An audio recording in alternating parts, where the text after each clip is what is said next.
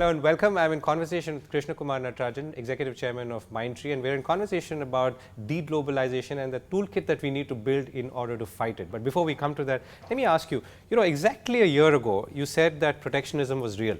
And there were costs that were rising, visa costs for instance, the challenges of actually setting up onshore talent to service offshore talent and everything that goes with running a successful IT company. So you were almost prescient at that time. So are you looking back in some satisfaction?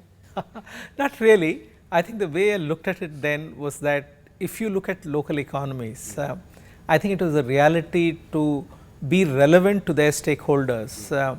At least a certain rhetoric around the so-called protectionism was becoming a reality. And many times when you look at political environments, while you can pass them off as saying it's just a rhetoric, election, pre-election, pre-election and so on, but at sometimes that becomes really the driving force. And it also becomes important to have a point of view as to whether that's going to become a reality. And how do you start thinking of the business models differently, not being very dependent on that. So one idea which has certainly driven us as Mindtree is to be locally local, because I think when you access a market, it is important and also an expectation that you are relevant to the local economy. And as long as you think of your business as being locally local, at the same time see how you can drive efficiencies, drive synergies of skills and capability through a global model. I think both need to coexist. So give us an illustration of that, how you have been locally local in some markets. See, clearly when we say locally local, we even look at in terms of a very small local economy. So when we started thinking of de-risking or even think in terms of the next generation model, we'd rather build something which can deliver locally. And it was not in the context of a specific client. We said we should access a talent pool, how do we build capabilities in them and deliver in that local market. So we chose to be within a university ecosystem. So we chose to be at Gainesville in Florida. It's a university ecosystem, tied up with the University of Florida, which is amongst the top 10 engineering schools. And then started picking up people from there, train them to be ready to deliver to customers in the United States of America. At the same time, we are also… When did you do this? We did this about 4 years back. Okay. Not only that, today we are actively engaged with them in terms of some of their research areas. We fund research areas in artificial intelligence there. We fund research areas in terms of software engineering methods which they are doing. So which is how we have completely got integrated as a part of the local ecosystem. And for a company at our size, it's impossible to do it at the 50 states. So we actually chose that and just started a similar such exercise in the state of Washington, in the West Coast.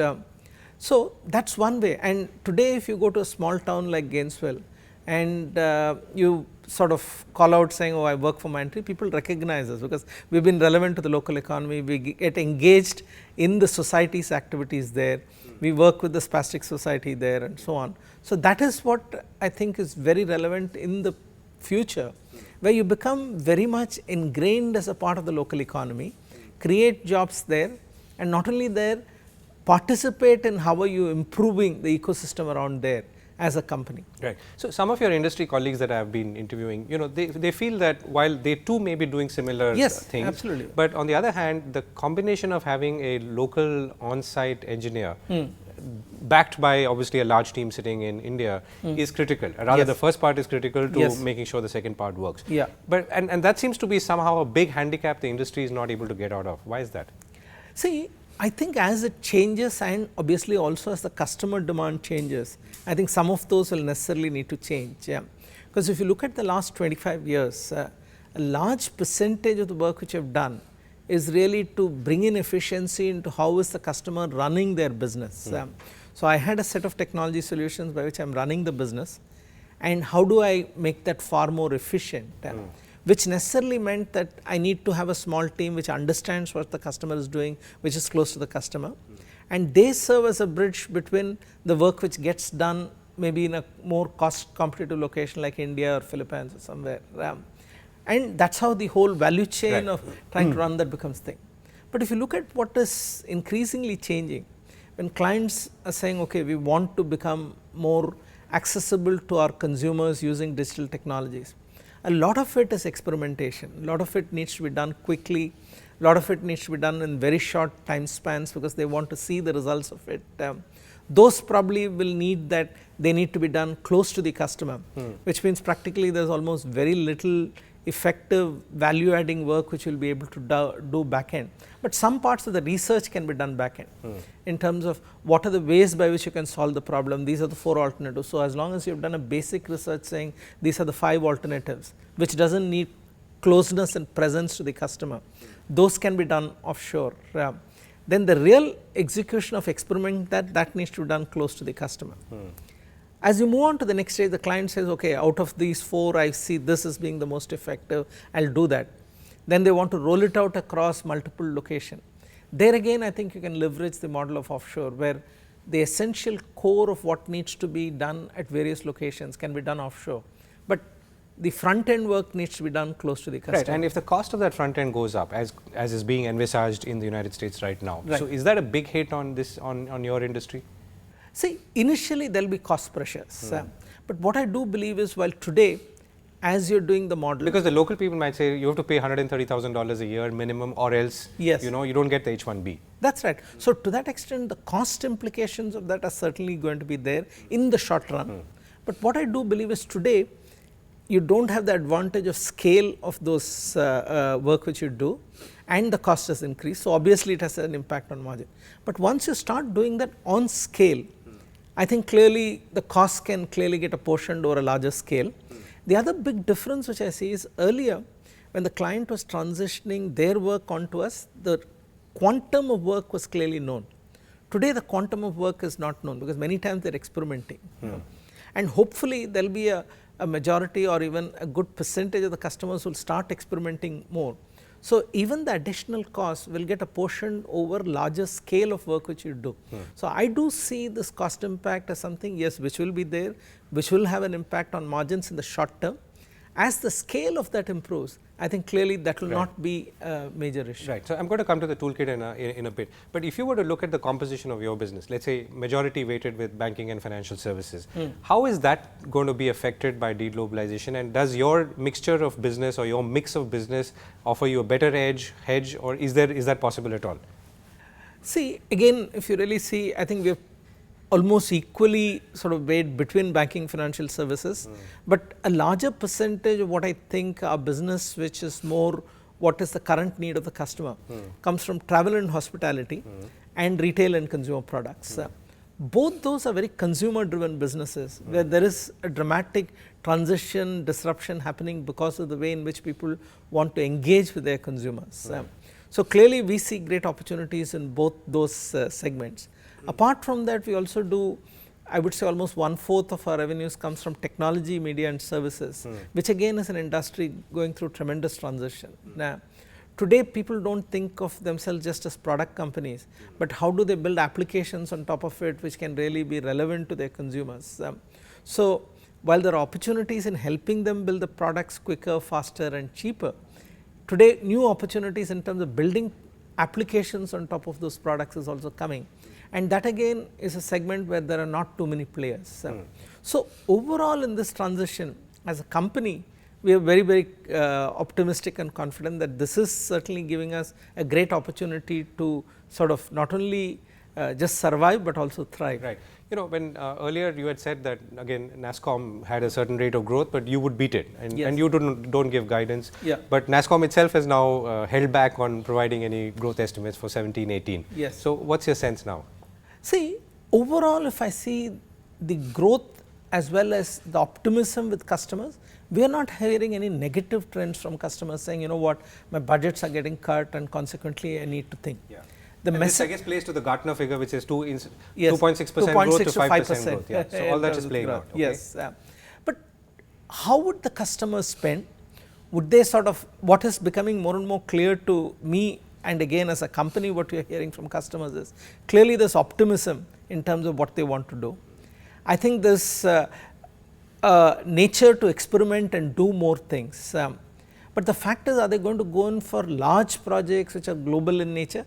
That is not clear. So, when you think of growth, you need to have visibility in terms of saying, you know what, these 4 customers of mine are going to roll out 5-6 global projects, each of which they will spend 50, 100 million. That visibility is not there today, which probably again is the reason. But you recently struck a $100 million deal. That's right. Yeah. No, one of our customers crossed the 100 million, which itself for Mindtree it's a big sort of benchmark, because many times only the larger players have $100 million customers, which again represents that when you are aligned with the client strategic directions, then obviously it turns out that you would also grow along with the strategic thrust of the. So you are saying that the tide is rising across the board, and if the tide rises, then the downwind pressures of deglobalization and some of the other factors which we have not touched upon, including automation, might be to some extent countered. Yes. See, I won't say the opportunities of automation is real. I think when I talked about what we hear from clients, that they are looking for far higher efficiencies, leveraging automation, artificial intelligence, machine learning and so on is real. And today automation and artificial intelligence is no more just a technology. It is delivering very significant efficiencies for the client, and they are wanting it quicker. The other key thing which I see with clients is today they do not see switch of vendors as a risk, because they believe that if there is somebody who can evolve a more elegant automation solution and commit productivity improvements, they are willing to switch.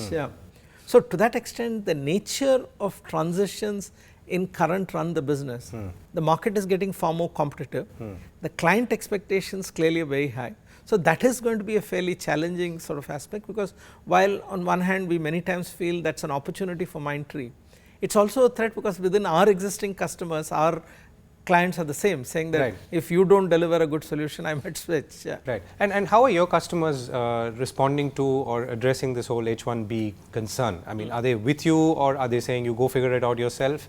See, I do not think I'm clients talking about US centric. I mean, US centric. I do not think clients are concerned about it, but certainly from their own point of view, they do not want to get into the limelight. Launching a very large program where it means that some of their workforce need to be laid off and so on. So clearly in those sort of initiatives, clients are far more cautious, to the extent we have had one or two clients who have just sort of shifted that, saying that, you know what, now the ecosystem or the environment is not right for us to launch it. We will think in terms of other ways of trying to drive the same change. So to that extent, so shifted that, you mean they've walked away from a deal, or are they? No, the deal is still on. They are rolling it out far more slowly, restructuring it differently. Right. Okay. So let me ask you the last question. I said, we started by saying that, what could be the tools for deglobalization? The tools apply to everyone. It could be to companies and to someone who leads a company like you. It could be to someone who works in a company or about to join the IT workforce. Because this is all part of the same mix. See, I do believe if you look at how one could. Three tools in terms of thing. I think as a company, I think it's very important for companies to start thinking of themselves in terms of how relevant they'll be to local economies. I think that's very fundamental. You can't think of yourself as an Indian company just accessing the US market and not impacting the local economy. The second key thing which as companies is very important to think of is how do you really think in terms of even a mobile workforce. I think all of us have sort of lived in the thing, while the older practice of staying lifelong for a company is no more there. You have always thought of people working with you all the time. Whereas I think the whole notion of mobile workforce, people who will come and work with you in a specific project and move out, is also very important. And in the context of a mobile workforce, how are you going to in a way still keep the ethos and culture of the company alive is very, very important, because they will really be client facing people. The third aspect is really, I think you can no more think of any business as something where you can plan maybe in a 3-year time horizon to maybe over the last few years you had a year. Now we really think planning needs to get far more dynamic, because the local contexts are changing and changing fairly dramatically. If you had asked me in May whether we would have anticipated a Brexit and that consequently will have an impact on one of our acquisitions which we did in UK, we would have never anticipated it. So the planning cycle certainly needs to be far shorter and more agile, so that you are flexible, which means not really committing substantive fixed costs, so you are much more flexible. So for a company, I think these three are very, very important. Being locally local, thinking of more a mobile workforce and being far more agile in how you plan for the businesses, I think is important. Right. KK, thank you so much for speaking with us. Thanks.